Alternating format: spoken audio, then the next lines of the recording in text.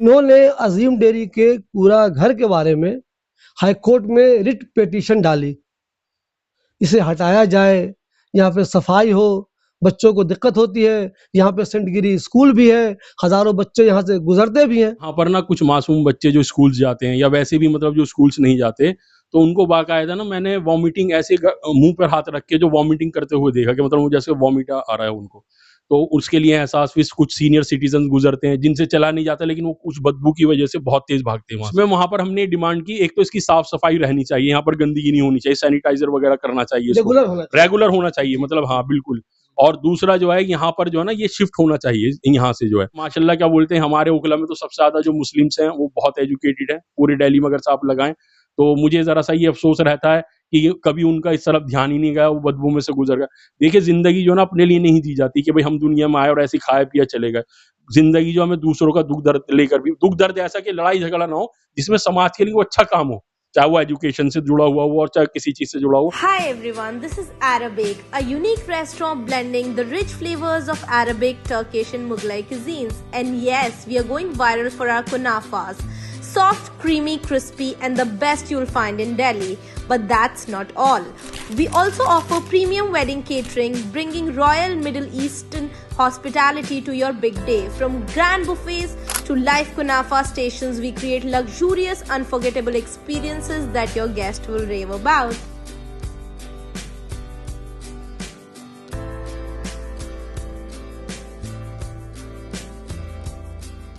दोस्तों, आप सब जानते हैं कि जामिया नगर ओखला पूरे हिंदुस्तान में मशहूर है। यहाँ बहुत सारी खूबियाँ हैं, तो बहुत सारी परेशानियाँ भी हैं। कुछ परेशानियाँ तो ऐसी हैं जो बिल्कुल जानलेवा हैं, मगर ताज्जुब की बात यह है कि एज़ यूजुअल वो परेशानी बरकरार है, लोग उसको झेल रहे हैं, बीसियों साल से उसे देख रहे हैं, मगर इसका कोई परमानेंट इलाज नहीं हो रहा है। कभी-कभी कुछ लोग बोल देते हैं उसके बारे में, लेकिन सॉल्यूशन उसका कुछ भी नहीं निकलता।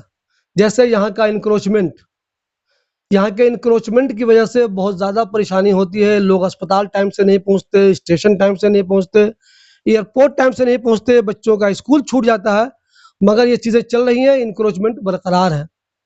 उसी तरह कहीं-कहीं पर कूड़ों का ढेर है, इतना खतरनाक ढेर है, जिससे लोग बीमार होते हैं, मगर इसका कोई परमानेंट सॉल्यूशन नहीं निकल रहा है। एक कूड़े का घर अजीम डेयरी के पास है। सब लोग जानते हैं कई सालों से ये कूड़े का ढेर है। यहाँ के जो काउंसलर नाज़िया दानिश है अभी, उन्होंने भी कई बार कोशिश की कि इसका कोई परमानेंट हल निकले, अब तक कोई हल नहीं निकला है। इससे पहले 3 बार उनके हस्बैंड शोएब दानिश यहाँ के काउंसलर रहे, उन्होंने भी कोशिश की, मैंने भी उनका कई बार इंटरव्यू किया, उन्होंने भी कहा शिबली भाई हम इसका परमानेंट हल तलाश रहे हैं, लेकिन चूँकि हमें कोई ज़मीन नहीं मिल रही है, इसलिए इसका कोई परमानेंट हल निकल नहीं पा रहा है। तो जो लोग भी अजीम डेयरी आए हुए हैं, बटला हाउस आए हुए हैं, जिन्होंने उस कूड़े के घर को देखा है, वो देखते होंगे कितना खतरनाक है वो। वहाँ पर से रोज़ाना हज़ारों लोग गुज़रते हैं, स्कूल के बच्चे गुज़रते हैं, जो जामिया यूनिवर्सिटी जाते हैं वो गुज़रते हैं, जिनको जुलेना जाना होता है, एयरपोर्ट जाना होता है, स्टेशन जाना होता है, वो इधर से वो लोग भी गुज़रते हैं, जाते हैं। वहाँ पे होटलें भी हैं, दुकानें भी हैं, वो सब वहाँ पे हैं और कूड़े का ढेर भी वहाँ पे मौजूद है। ये एक तरह से न्यू नॉर्मल हो गया है। ऐसा लगता है कि लोगों को ये लगता ही नहीं है कि इससे कोई नुकसान भी हो सकता है। लेकिन जब आप बीमार होंगे, अल्लाह ना करे जब आपको साँस-वाँस की दिक्कत होगी, जब आप डॉक्टर के पास जाएँगे, तो वो बताएँगे आपको कि आप चूँकि ऐसी जगह पे रहते थे, इसलिए आपको ये बीमारी हुई है। तो मैंने बताया आपको बहुत सारे लोग इसके बारे में कभी-कभी बोलते हैं, लिखते हैं, लेकिन परमानेंट कुछ इलाज अब तक नहीं हुआ है। लेकिन जो बोलते हैं, ऐसे लोग बहुत कम हैं। जो सोचते हैं इलाके के बारे में, जो मसाइल यहाँ हैं, उसके बारे में कुछ सोचते हैं, कुछ लिखते हैं और उसको हल करने की कुछ न कुछ कोशिश करते हैं। वो किसी को गाली-गलौज नहीं देते, किसी को इल्ज़ाम नहीं देते, लेकिन ये कोशिश ज़रूर करते हैं कि इसका अगर कोई हल निकल जाता, तो हज़ारों लाखों लोगों को इसका फ़ायदा होता। हमारे साथ अमजद साहब हैं। अमजद साहब ओखला के उन गिने-चुने एक्टिव लोगों में हैं, जिनको इस तरह की जो परेशानी ओखला में, उसे देखकर इनका दिल दुखता है। इन्होंने अजीम डेयरी के पूरा घर के बारे में हाई कोर्ट में रिट पिटीशन डाली, इसे हटाया जाए, यहाँ पे सफाई हो, बच्चों को दिक्कत होती है। यहाँ पे सेंट गिरी स्कूल भी है, हज़ारों बच्चे यहाँ से गुज़रते भी हैं। तो हम इनसे मिलने आए हैं, चूँकि इन्होंने एक बहुत ही अहम काम किया है। जो लोग अपने घरों में बैठकर ओखला की बुराई करते रहते हैं, नेताओं को बुरा-भला कहते रहते हैं और खुद कुछ भी नहीं करते, एक इनिशिएटिव भी नहीं लेते, वैसे लोगों के लिए अमजद साहब एक आइडियल हैं, जिन्होंने इस सिलसिले में कुछ तो कोशिश की कि देखें इसमें क्या हो सकता है। अमजद साहब, आपको ये कब महसूस हुआ कि इस ताल्लुक से हमें अब हाई कोर्ट का रुख करना चाहिए? जी, अस्सलाम वालेकुम, बिस्मिल्लाहिर्रहमानिर्रहीम। मेरा नाम मोहम्मद अमजद ठाकुर है, क्योंकि मैं यहाँ कूड़ा घर के करीब में ही रहता हूँ और मुझे मार्केटिंग वगैरह के लिए भी यहाँ से जाना पड़ता है। तो यहाँ पर ना कुछ मासूम बच्चे जो स्कूल्स जाते हैं या वैसे भी मतलब जो स्कूल्स नहीं जाते, तो उनको बाकायदा ना मैंने वॉमिटिंग ऐसे मुँह पर हाथ रख के जो वॉमिटिंग करते हुए देखा कि मतलब जैसे वॉमिट आ रहा है उनको। तो उसके लिए एहसास फिर कुछ सीनियर सिटीज़न्स गुज़रते हैं, जिनसे चला नहीं जाता, लेकिन वो कुछ बदबू की वजह से बहुत तेज़ भागते हैं वहाँ से। कुछ फीमेल्स रहती हैं वहाँ पर, क्या बोलते हैं, तो मतलब ये है कि कूड़े का गंध जो होता है उसके पास से हर आदमी नहीं रहना चाहता वहाँ पर, क्या बोलते हैं, उससे भागते हैं। फिर कुछ दुकानदारों को मैंने देखा कि वो बेचारे लोग जो अपने पेट के लिए सिर्फ़ इतनी गंदी जगह पर बैठकर अपनी रोज़ी तलाश कर रहे हैं। हालाँकि उनकी सेहतों पर भी असर पड़ रहा होगा अंदर ही अंदर, अल्लाह ना करे, खुदा ना ख़ास्ता। तो सवाल ये है सारा का सारा कि मैं एक सोशल वर्कर हूँ। मैंने समाज के लिए बहुत पहले भी बहुत काम किए हैं।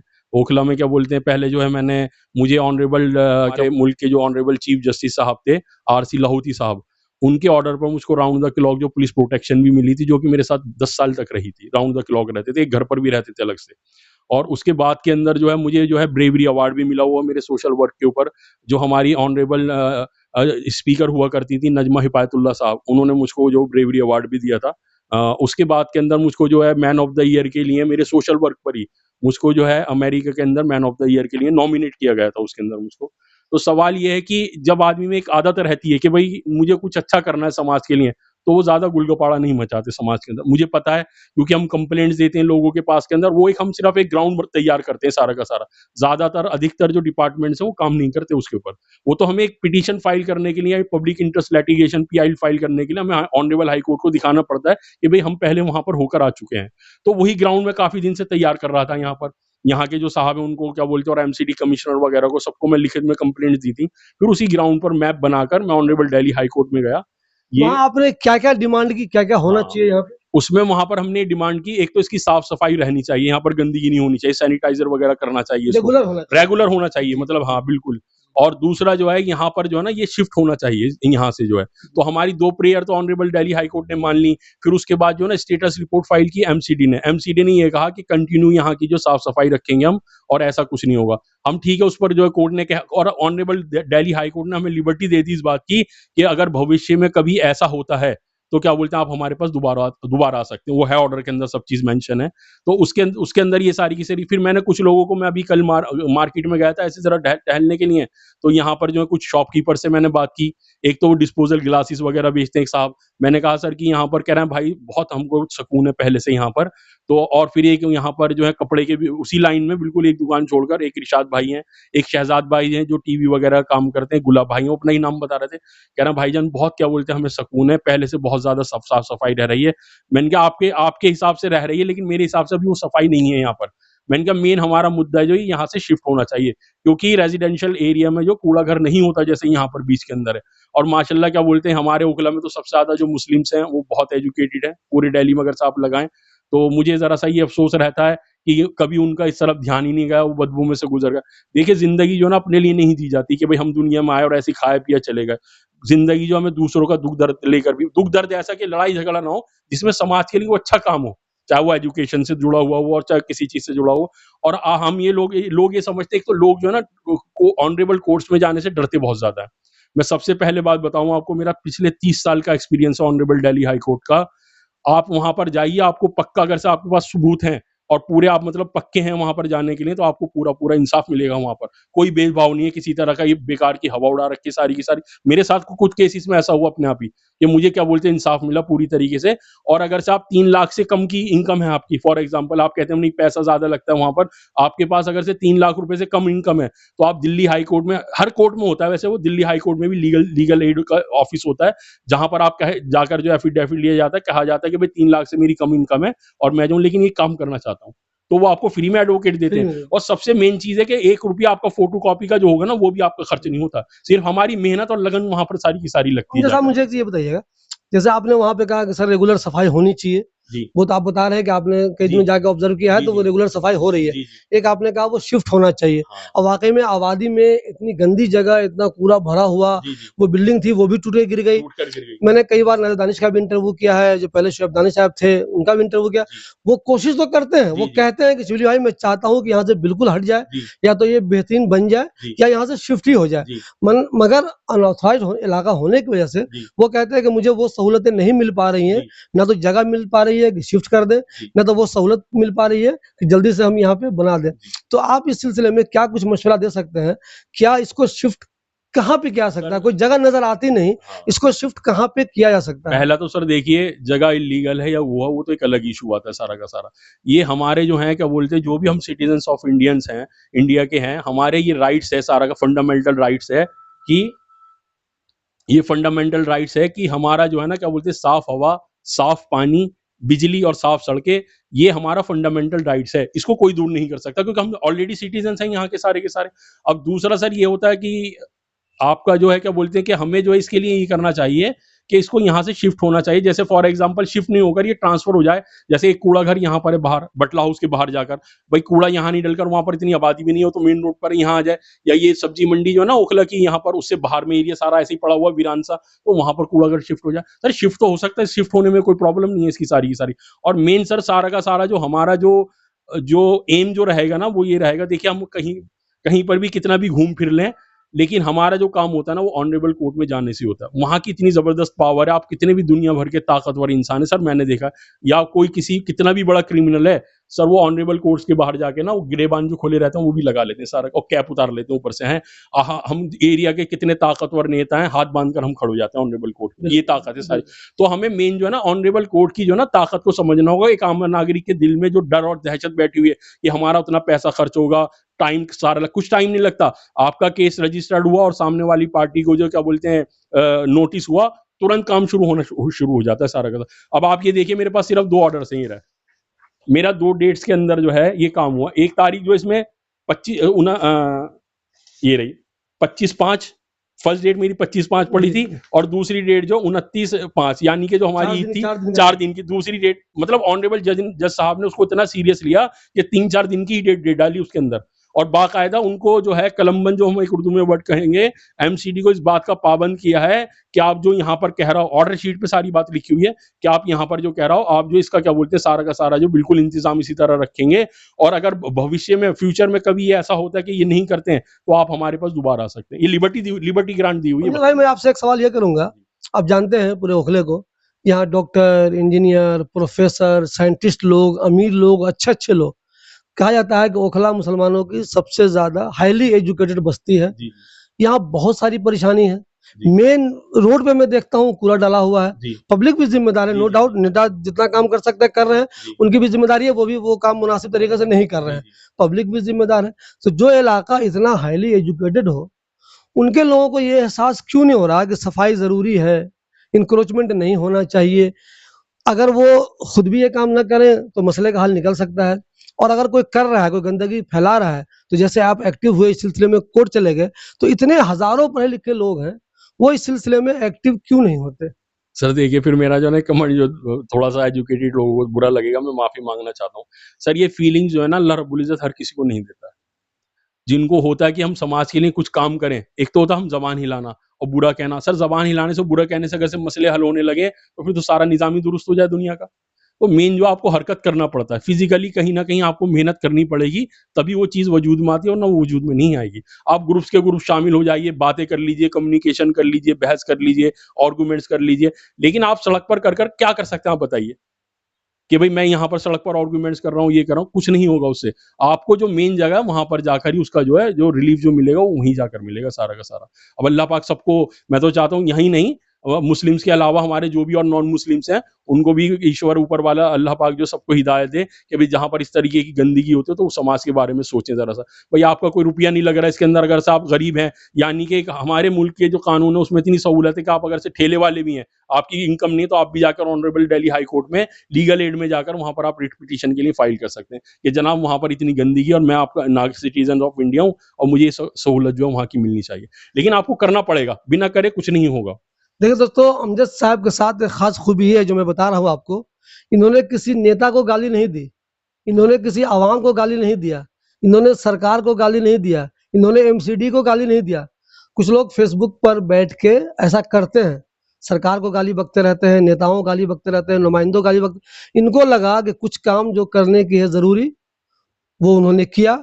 ये कोर्ट चले गए, कोर्ट से इनको इतनी राहत तो ज़रूर मिली कि यहाँ पे सफाई का पुख्ता इंतज़ाम होते रहना चाहिए और ये कम से कम यहाँ पे शुरू हो गया है।